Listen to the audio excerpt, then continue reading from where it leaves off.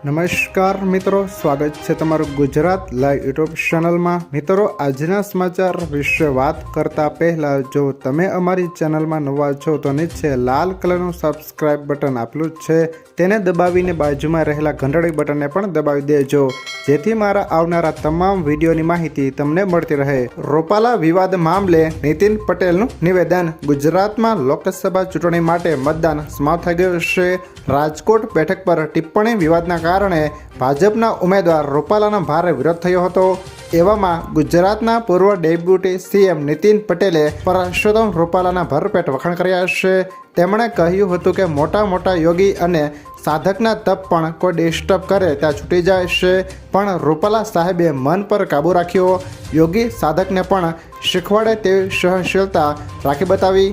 મોટા મોટા સાધક એમનું તપ કરતા હોય, સાધના કરતા હોય અને એમાં જો કોઈ સેટ ડિસ્ટર્બ થાય ને તો બધાનો યોગે છૂટી જાય અને તપે છૂટી જાય।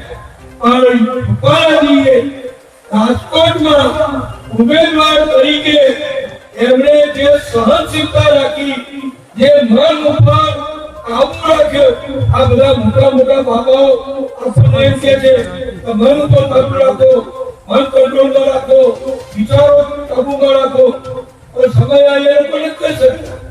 પણ રૂપાલાજી નથી સાધુ, નથી રૂપાલાજી યોગી, પણ રૂપાલાજીએ યોગીને અને સાધકને પણ શીખવાડે એવી શાંતિથી આ ચૂંટણી દરમિયાન જે એમના ઉપર આરોપ થયા